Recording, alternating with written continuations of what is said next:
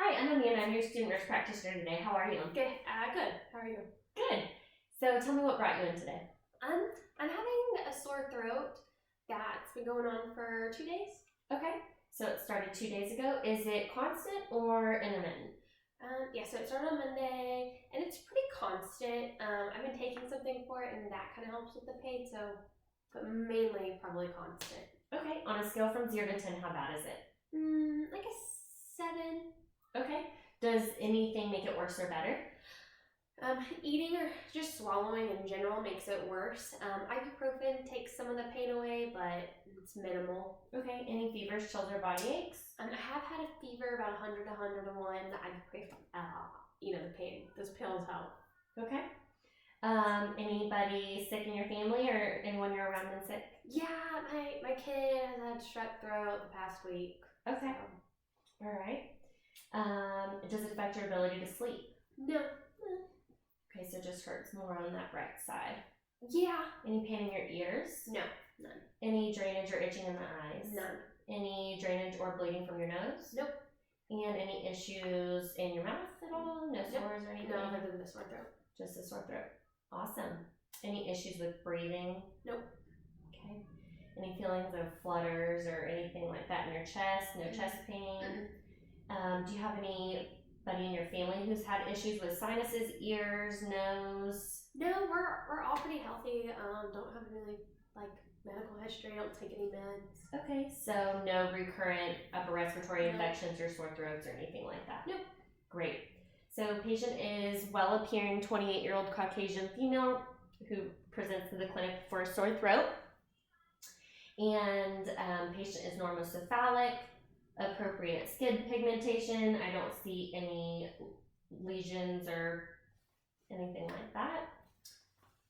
Appropriate facial features, ears normoset, no pigmentation changes, lesions, or anything on the auricles or lobules. And I see equal hair distribution as well. I'm going to take a look in your ears.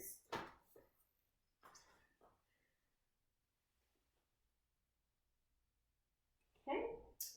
On patient's left, external canals are intact with scant cerumen. Tympanic membranes are translucent pearly gray with bony prominences and light reflex present. No erythema, no bulging or retraction.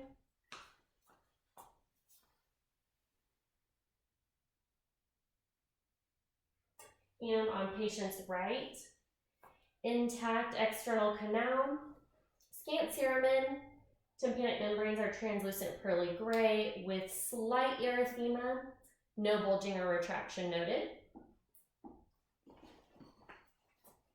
You wouldn't mind removing your glasses. Okay, and I'm just going to take a look at your eyes. Go ahead and close them for me. Any pain? Nope. Any pain here? Nope. All right. And, ready? Just look at me. Just like eyes can't see, I'm sorry. Okay. Pupils are equal, round, and reactive to light. I see sclera are white, no conjunctival red erythema noted, and no exudate on palpebral features. May I put these on? Yeah, I'll just feel around. Okay. And palpating frontal sinuses, maxillary sinuses, any pain? Nope. No pain. Okay. And back here? Nope. No pain on the mastoid process. And I'm going to go ahead and look in your nose really quick.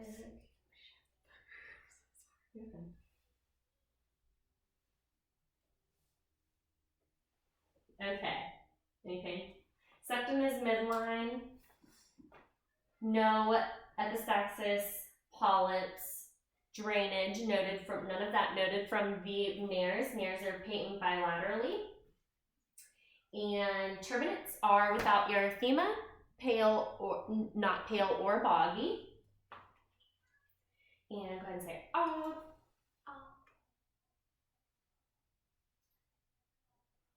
Great. So all teeth are present, no signs of decay.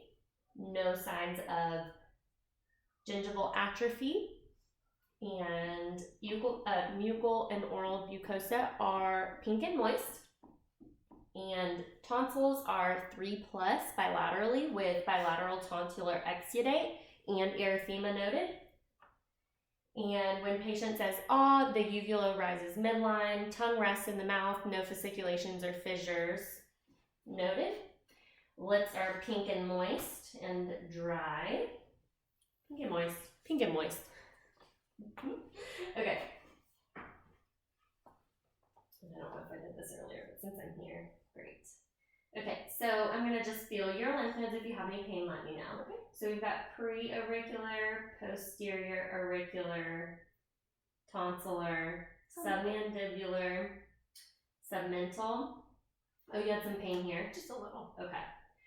So some lymphadenopathy on the tonsillar lymph nodes.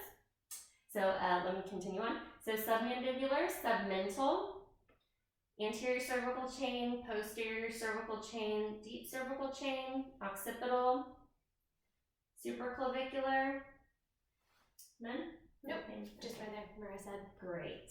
Okay. And just glancing at the patient's breathing, she has regular rate, symmetric expansion without or non-labored breathing, and equal chest rise and fall. And I'm going to go ahead and listen to your heart first, and then listen to your lungs. Okay. And no use of accessory muscles breathing. I would have my patient in a gown, and I'd be listening against bare skin. Listening to with my diaphragm, angle of Louis, second intercostal space, aortic. Sliding over to left sternal border, second intercostal space, pulmonic. Sliding down to third, Erb's point. Fourth, tricuspid. And midclavicular line, fifth intercostal space, mitral. I'm going to go back with my bell, listen for dull sounds in the same spots. Same anatomical positions, aortic, pulmonic, Erb's point, tricuspid, and mitral. S2 is heard best at aortic, and S1 is heard best at mitral. And now just going to listen for lung sounds.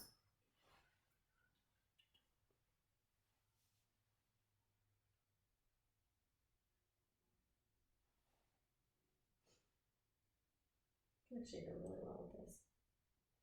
Okay, go ahead and turn for it.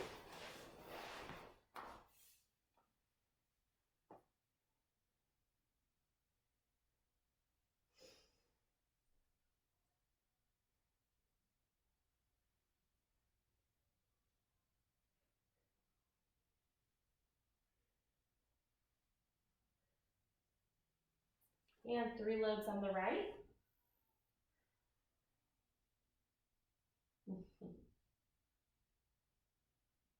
And 2 on patient's left.